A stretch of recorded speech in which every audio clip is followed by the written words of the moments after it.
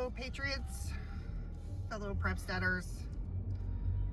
Beth from Ozark Prepsteaders here. I got Jake in the car with me. Oh, guys.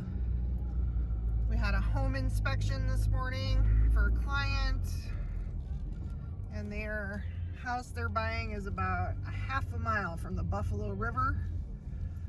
So we came down here to check it out. There's some cool houses. Look at that one. Some very cool houses. The piece of property they're buying is super sweet because it's back in the woods and it's super private, but it's a half a mile from the river here. So plenty of access to live water.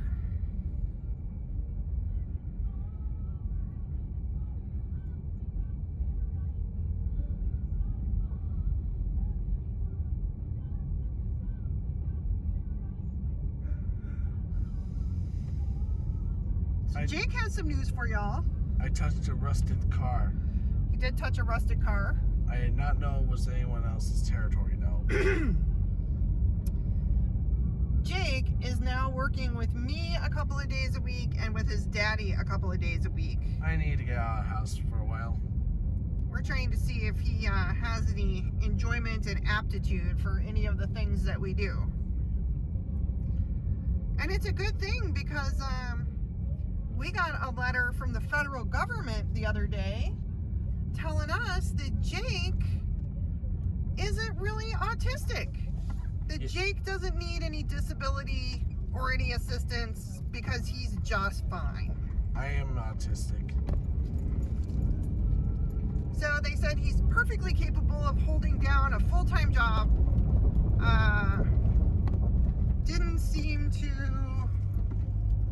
matter that we live in a place with no public transportation and Jake can't drive or anything like that. They just don't care at all.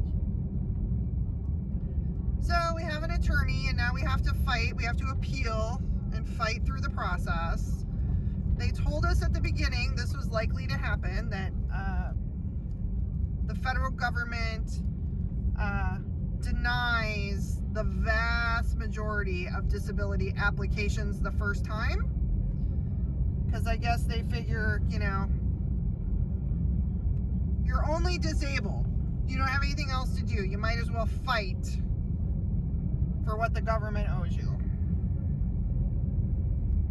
It's ridiculous. But Jake, as with all things, has taken it in stride and has a really good attitude about it. And we have a meeting with the attorneys in the middle of February. And we will go over everything, review everything, and they'll tell us what our strategy is from there. They say that normally it takes about 2 years to get disability. And again, that's because the majority of the time they turn you down the first time. We are right around the 1 year mark. We started the application process last February, I believe. So we are right around the 1 year mark.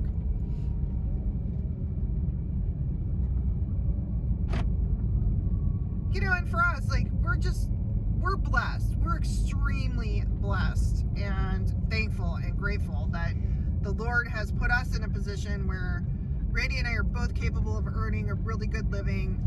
Jake has every need met. We're thankful and grateful for that. Yep, we went to church yesterday. Yeah. We're pursuing disability for Jake because we had him whenever we were older, and there's a pretty good chance we're gonna die first. Wait, we're gonna die first? Dad and I are gonna die first. And then you're gonna be by yourself. And then how do you take care of yourself, right? That's why we're going through all this. So my heart goes out to the people who don't have the resources that we have, the time, the money, the resources that we have. And, they're in desperate need of their disability, and the government just screws with them. Like the government screws with us for everything. Y'all hear about what happened with Robinhood and Wall Street and all that, boy, government doesn't have any trouble stepping in whenever it's their buddies. Wall Street heavily invested in Biden's campaign. Isn't that interesting? Speaking of Biden, how y'all liking those executive orders and all that stuff? I seem to recall that whenever Trump was in office, I think it was at one of the debates, Biden said, it's terrible for a president to use an executive order. That's what dictators do. And he's done more in his first week in office than the last several administrations did practically the whole time they were in. So isn't that something? Just another example of leftist hypocrisy. We'll be stuck eating bratwurst and Chinese rice in any second now. So that was a reference to the socialist regimes in Germany and China. Although China's outright what? What is China? Communist. Communism. Why? Well, the bratwurst thing was a reference to Wolfenstein, but I shall adapt accordingly to your references. Oh, I thought it was to the Nazis. Wait, Well, don't you kill Nazis in Wolfenstein? Yeah, So it was World War II. yeah. That's what I thought. Okay. It's actually after World War II in the 60s. Oh, okay. But if you're adapting to the older games, yeah, it is in World War II. So anyways, meanwhile with me, during the COVID last year and this year, I had a really fun time. Seriously, I was in vacation heaven. No school to worry about. Although now I'm starting to miss Dayton. Yeah, because Jake finished out his senior year online, and then he graduated. Yeah. And because of COVID, they've used that as a great excuse to shut down a whole bunch of the social programs. So the things that normally Jake would have been able to do here are still closed down. And so he's been spending a lot of time hanging out in his room playing video games. I have also finished Fallout 4. A lot of time hanging out playing video games. Yeah. At least I have friends. He does have friends. So now he's going to come to work with us, like I said, and we're going to see if he likes any of the jobs we do and just kind of get him in the habit of, getting up, getting dressed, going to a job so that hopefully whenever things start to open up, he'll be able to get out and work a little bit.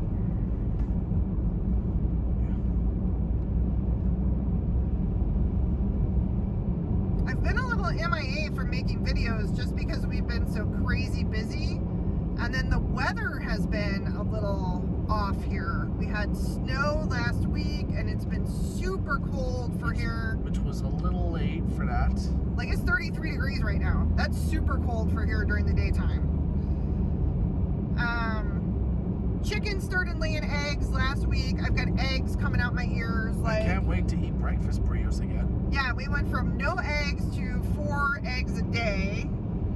And the first hen that started laying, she's already laying like grocery store size, small to medium eggs.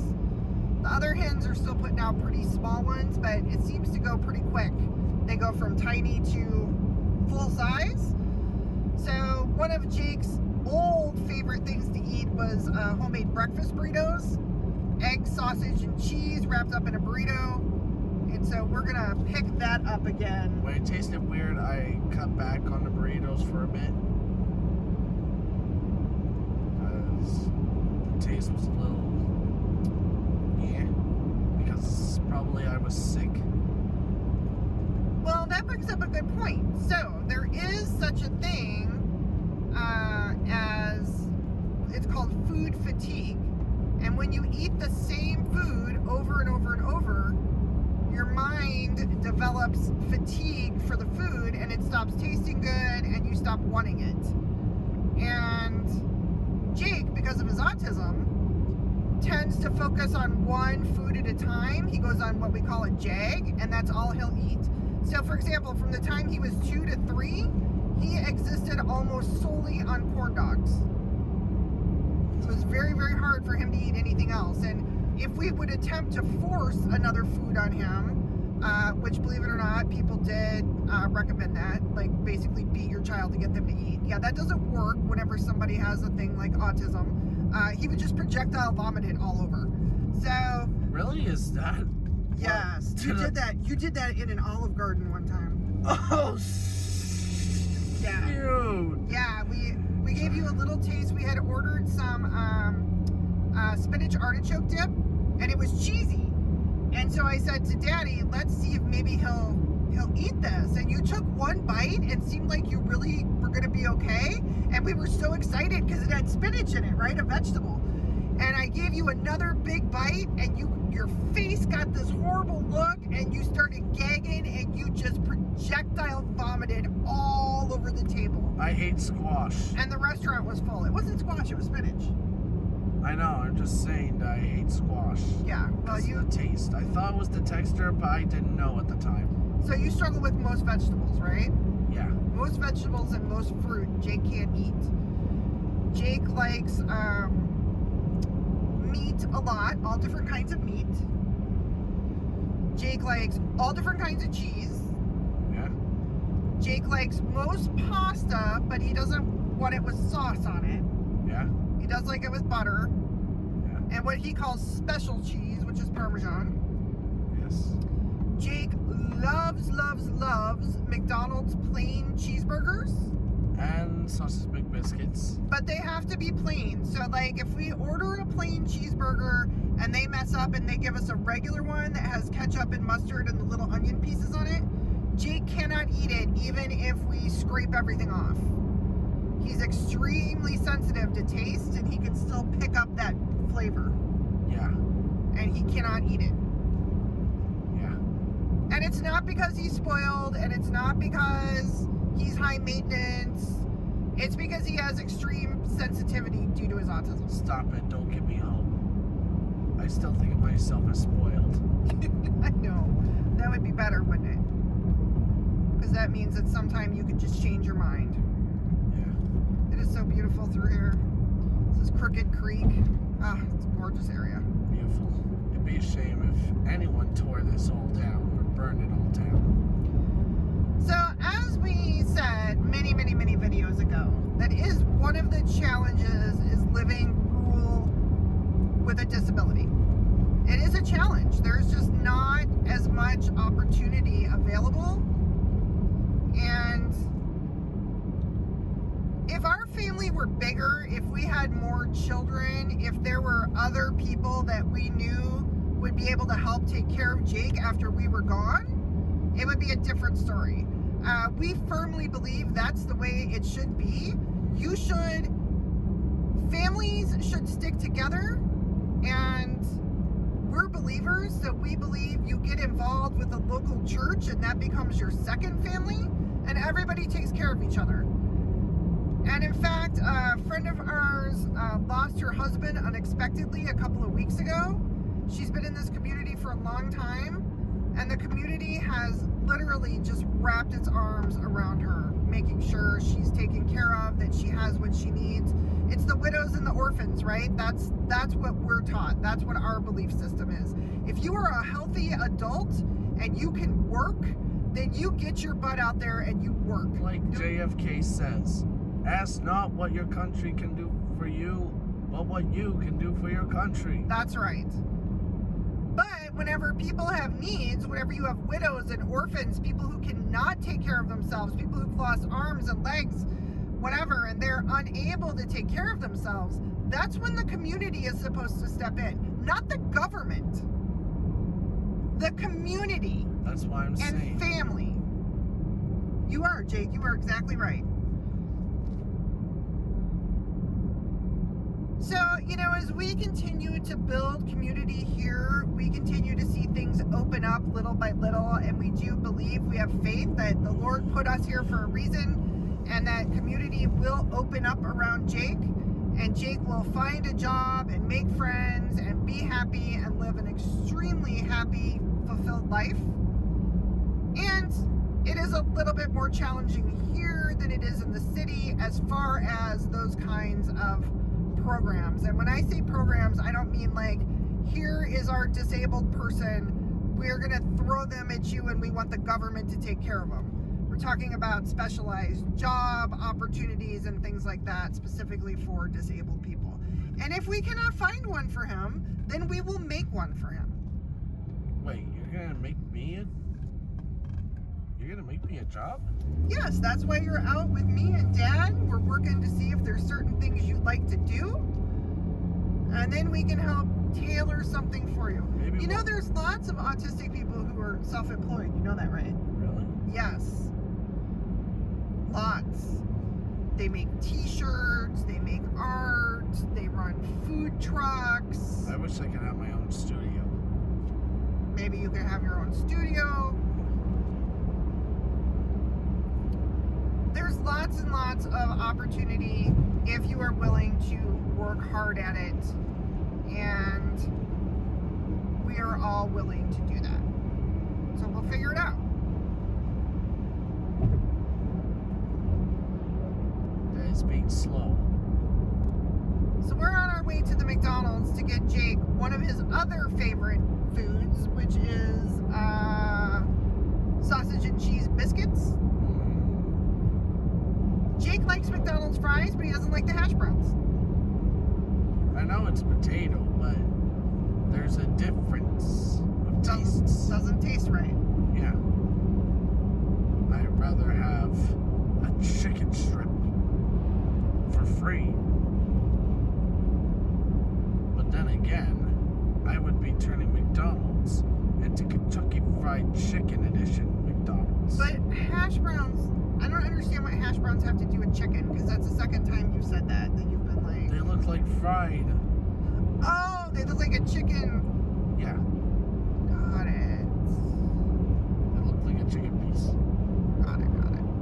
Cows, I saw them. So we just finished up a home inspection with Ted Womack, who, in my personal opinion, is one of the best home inspectors in the area. A lot of agents don't like him because he's extremely thorough. Thorough as in? Really good at his job. Oh. Ted the Deal Killer Womack. Killer? Yes, the Deal Killer. Because he finds lots of things that other inspectors don't find, and he calls it out. If I am representing a buyer, it is important to me that they are completely well aware of what they're buying. Ladies and gentlemen, Deal Catcher is the new Inspector Gadget. Deal Killer, not Deal Catcher. Oh, Deal Killer is the new Inspector Gadget. So Jake, let's say you had managed to save up $100,000. Yeah? And we found you a house and it cost $100,000. And you spent all your money on it. And you moved in and found out it had a big problem with the foundation and it needed $20,000 worth of work. What would you do? I have to get a job. You'd be in trouble, right? Yeah. Like, how are you going to pay for that? You just spent all your money. It's literally the worst idea. It's the worst idea. And that's why we like Ted, the Deal Killer Womack, as our inspector. Because we want to make sure our buyers know every problem.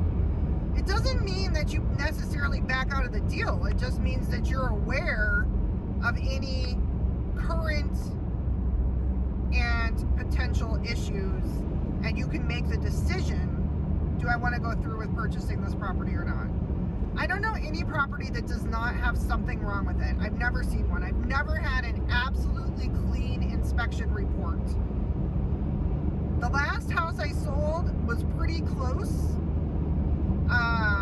It had an amazing report, and it still found a couple of minor things. Even new construction homes, brand new homes, you will find problems. It's just the nature of the beast. The beast? Don't you mean the bear? So you could call it the bear if you want. So we should not be intimidated or upset over a true representation of the property. An accurate home inspection report should not scare us off from purchasing. We should go in that antique shop one day. Did you see all that cool stuff? Yeah, I saw a white flag. Let's go by there one day. Let's go by there now. I don't think they're open right now. Okay, then let's do both.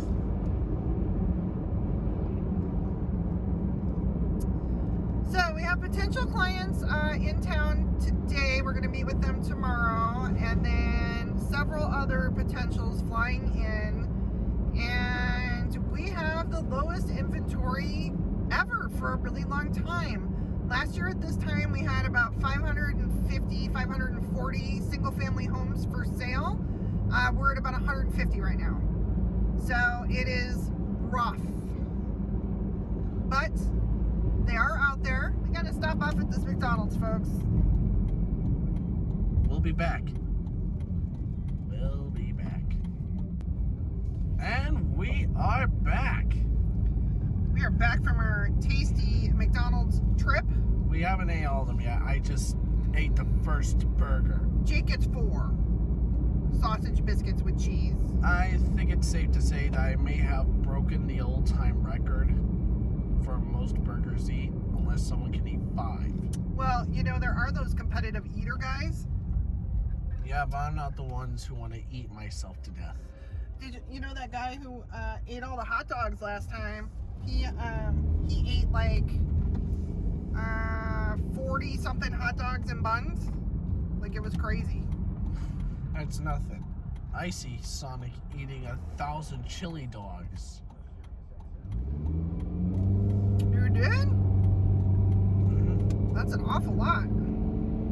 I know. But he's fast and he's a hedgehog. He's also not a real life human being. I know. I was talking about real people. I know, but it's still setting a record. So now we are heading back to the house for a little break before we go to the office later this afternoon.